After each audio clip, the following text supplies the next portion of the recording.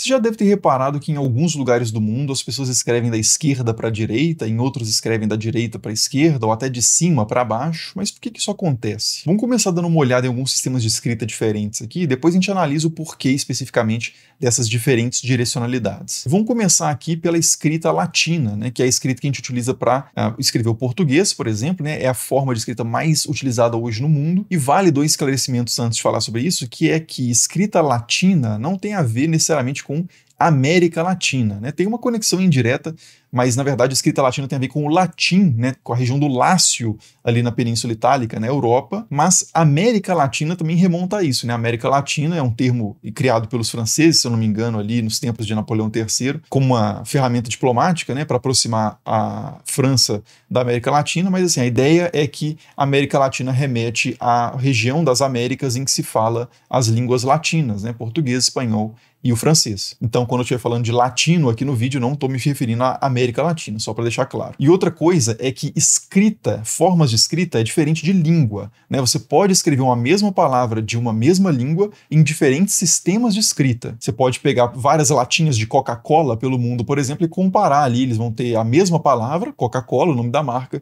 escrito de forma diferente, ou seja, usando outras letras, outros caracteres, né? É o chamado processo de transliteração, você trocar as letras, não é uma tradução, a palavra continua sendo a mesma, só está sendo escrita em outro sistema de escrita. Outro exemplo que a gente poderia pegar é essa palavra que está aparecendo aí na tela, que é insider, em katakana, que é um sistema de escrita japonês. A gente poderia escrever também em hangul, né, que é coreano, ou no alfabeto cirílico, ou em árabe, ou em hebraico, mas eu não estou traduzindo a palavra, eu não estou escrevendo interno em línguas diferentes. Eu estou escrevendo o próprio nome da marca dessa camiseta, por exemplo, que eu estou usando aqui, né, que não precisa ser passada, não desbota, tem tecnologia anti-odor, é lindamente confortável, é parceiro do canal aqui há muito tempo. E nesse exato momento, pelo menos no momento que eu estou postando o vídeo, eles estão com promoções excelentes de Black November. Os best-sellers da Insider, né, as peças mais procuradas, estão com até 50% de desconto, somando meu cupom ESTRANHA com os descontos lá do site. Então já clica no link aí no primeiro comentário fixado ou na descrição do vídeo e aproveite a Black November da Insider. Mas o que está escrito aí é a mesma palavra, só que em diferentes sistemas de escrita. E repare que no árabe e no hebraico, né, a palavra vai da direita para a esquerda, e em katakana e hangul poderia ser escrito de cima para baixo, ou às vezes também da esquerda para a direita. E é justamente esse o tema que eu quero abordar aqui no vídeo, que é a questão da direcionalidade da escrita, né? Por que isso varia?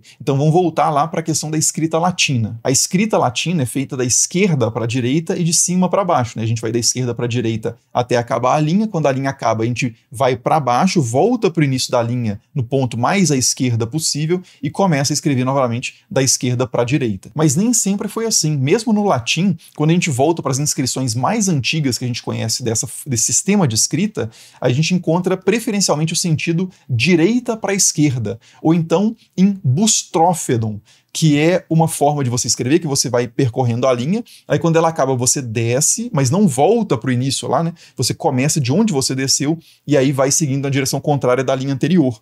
Então você vai fazendo meio que um zigue-zague, né? Que é como o boi ara o campo, que é o que a palavra bustrófedon significa em grego. E esse é o mesmo caso da direcionalidade da escrita etrusca, que é de onde vem a escrita latina, e é o mesmo caso da escrita grega também mais antiga, das formas de escrita grega mais antigas, de onde vem o próprio etrusco. Então a nossa escrita latina é basicamente a netinha da escrita grega. E a escrita grega também não é totalmente original, não surge do nada, ela deriva principalmente da escrita fenícia, ali da região onde hoje é o Líbano e arredores, né, uma parte da Síria também, parte sul da Síria e tal. E a escrita fenícia, que é a mãe de praticamente todas as escritas que a gente conhece ali da região, é filha do egípcio, ou neta, ou bisneta, né? Porque na verdade tem etapas intermediárias entre a escrita egípcia antiga, como o proto-sinaítico e formas de escrita cananeias também, até chegar na escrita fenícia. Então, se a gente quisesse fazer uma árvore familiar assim da nossa escrita latina, a gente começaria lá nos hieróglifos egípcios, passando pelo proto-sinaítico, escritas cananeias, escrita fenícia, escrita grega, escrita etrusca e escrita latina. Basicamente isso. E praticamente todas elas escritas preferencialmente da direita para a esquerda, o contrário do que a gente faz hoje. Mas os próprios gregos, no 5º século a.C., em Atenas especificamente, os caras inverteram a direção da escrita para escrever da esquerda para a direita. Eu vou comentar o porquê disso mais para frente. E vale ressaltar também que, em muitos casos, na escrita hieroglífica egípcia antiga, a direcionalidade variava muito. Então você poderia escrever da esquerda para a direita, da direita para a esquerda, de cima para baixo, de baixo para cima, uma parte da parede escrita num sentido e a outra parte da parede escrita em outra, tipo, simetricamente. E aí você poderia pensar assim, pô, mas como é que eu vou saber, então, em que direção ler esse negócio, né? E tem uma pista interessante que são os hieróglifos assimétricos. Se você pegar, por exemplo, um abutre, ou um falcão, ou um homem sentado, você pode ver para que lado eles estão olhando, e aí isso indica o início da linha. Então, se o abutre está olhando para a direita, você vai começar a leitura da direita para a esquerda. Isso funciona na maior parte dos casos, tem alguns casos que são excepcionais, que eu vou comentar mais para frente também. Só que antes de a gente discutir os motivos aí dessas diferentes direcionalidades, vale a pena falar também de outras escritas que são oriundas da escrita fenícia, como o hebraico e o árabe, os dois passando pela escrita aramaica, né, que por sua vez vem da escrita fenícia, e eles são também escritos à direita para a esquerda, e vale a pena falar também de formas de escrita que não vêm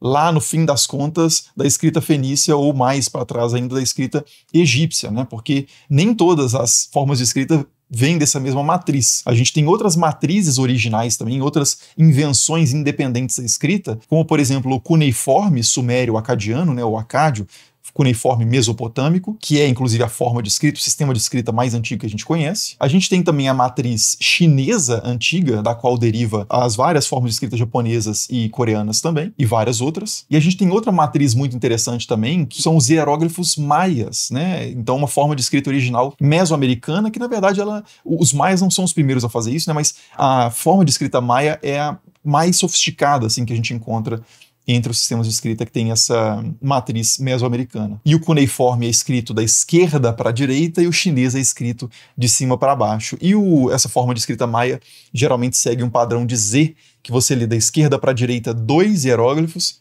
desce em forma de Z, né? Lê mais 2, desce a coluna, lê mais 2. E talvez esteja espelhado aqui a imagem quando vocês estão vendo eu fazendo esses movimentos na tela, então eu posso estar fazendo ao contrário, né? Mas assim, ouçam as palavras e consertem a imagem na cabeça. E aí, finalmente, agora a gente chega na parte das razões das direcionalidades, né? Por que que existem essas diferentes direcionalidades e por que especificamente cada cultura optou por uma direção. E aí, assim, vale dizer que não é totalmente certo, né? Não há certeza absoluta sobre esse assunto, porque os caras não escreveram, não explicitaram isso, mas existem hipóteses, né? A principal hipótese que é usada para explicar essa questão da direcionalidade tem a ver com o material que você usa para escrever. Então, por exemplo, no caso egípcio, né, do qual derivam infinitos outros, o principal suporte de escrita era pedra.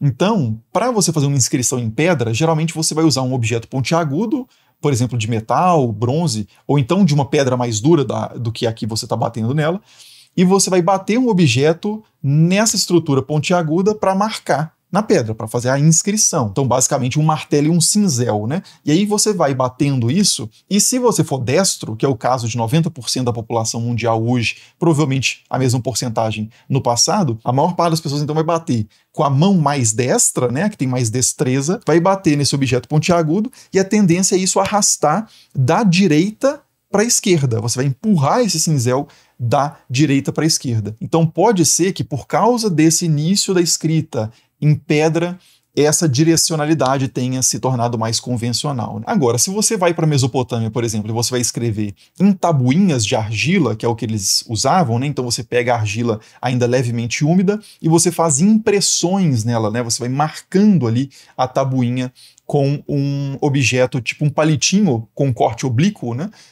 Tipo um cálamo, que você vai marcar ali formas em cunha. Por isso é chamado de cuneiforme. Então, se você for fazendo esses movimentos assim, né, marcando, imprimindo o papel, se você for fazer da direita para a esquerda, repare que a minha mão pode acabar borrando ou ocultando o que já foi escrito. Então, seria mais interessante eu marcar a tabuinha de argila aqui, né? Finge que esse papel é uma tabuinha de argila, marcar isso da esquerda para a direita, que aí eu não oculto o que eu já fiz e nem corre o risco de eu acabar apagando, né, com a mão o que já foi escrito. E essa é a mesma lógica da escrita também com tinta, né? Se você escreve com tinta num papiro, num pergaminho, você vai fazendo a coisa de cá para cá, não corre risco de você borrar. Se você fizer assim, a coisa pode ser mais complicada. Uma curiosidade sobre isso, inclusive, é que o Leonardo da Vinci, que era canhoto, né, ele escrevia com a mão esquerda, nas notas pessoais dele, ele escreve muitas vezes da direita para a esquerda. Ele escreve usando o alfabeto latino, né, com tinta sobre papel, mas ele faz de forma espelhada.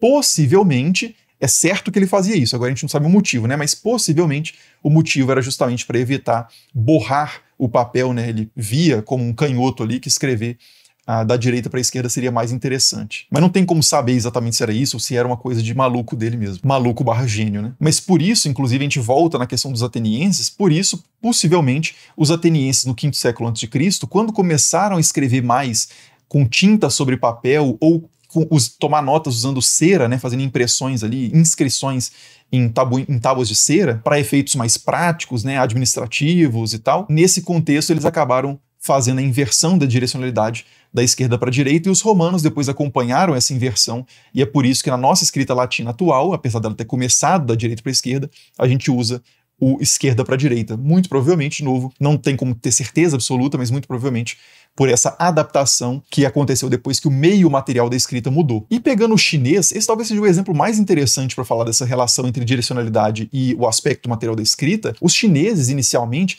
eles escreviam principalmente em rolos de bambu. Então eles pegavam tiras de bambu, que eram dispostas verticalmente, né, e amarravam uma à outra, costuravam uma na outra horizontalmente, e aí você fazia um rolo de tiras de bambu, né? Então a tendência seria você preencher cada uma das tiras e passar para outra. Então você tem essa tendência, por causa do material, a escrever de cima para baixo, né? Escrever verticalmente. Agora, eles escreviam passando verticalmente, mas quando eles mudavam de coluna, eles iam da direita para a esquerda. Por quê? Isso também pode ter a ver com o aspecto material dos rolos de bambu. Finge que isso aqui é um rolo de bambu, né? Então eu tenho as tiras aqui dispostas verticalmente e eu começo a escrever. Escrevo aqui, acabou. Se eu fosse passar para a direita, repare que a parte enrolada ainda do rolo atrapalha o movimento da mão aqui para eu escrever nessa linha, né?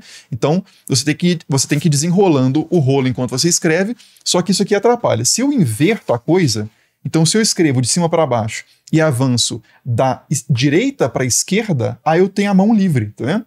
Então eu vou desenrolando o rolo com a mão esquerda e avançando aqui, escrevendo com a mão direita. Então provavelmente também essa forma de escrever o chinês, né, antiga, que era de cima para baixo, da direita para a esquerda, e é tradicional, utilizada até hoje, tem a ver com essa questão dos rolos de bambu que eles utilizavam. Hoje é comum você encontrar o chinês também da esquerda para a direita horizontalmente, mas isso acompanha a convenção latina pela influência das culturas que usam a escrita latina, né, dos povos, impérios europeus que utilizavam e utilizam a escrita latina. Eles acabaram tendo esse impacto cultural no mundo inteiro, mesmo em povos que utilizavam outros sistemas de escrita. E aí você poderia perguntar também o seguinte, tá, mas os chineses depois passaram a utilizar o papel, então a questão do rolo de bambu já não faz diferença. E no caso dos egípcios também, os egípcios escreviam em papiro, com tinta, então a questão da pedra não faz diferença. Mas assim, pode ser que essas explicações estejam erradas, mas pode ser também simplesmente uma questão de inércia cultural. Às vezes os caras começaram a escrever da direita para a esquerda por causa da pedra, ou no caso do chinês, de cima para baixo e da direita para a esquerda no rolo de bambu, e quando eles mudaram o suporte de escrita, eles já estavam acostumados com aquele tipo de escrita, já tinham uma certa até reverência em relação à escrita, que tem uma propriedade meio mágica nas culturas antigas, né?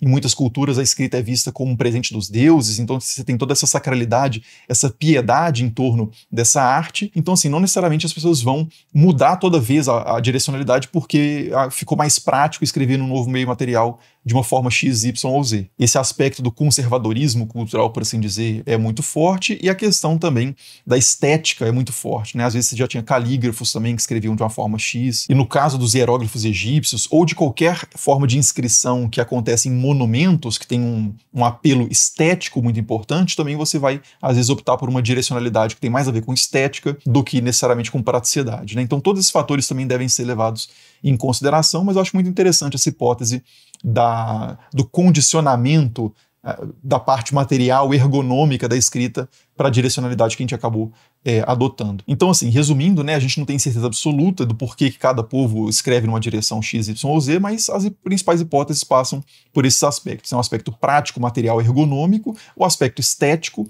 e a questão da inércia cultural, né, a tendência a manter as coisas como já estão, mesmo que uma nova forma apareça como mais prática, lógica ou útil. Mas é isso, deixem aí nos comentários o que vocês pensam sobre essas hipóteses.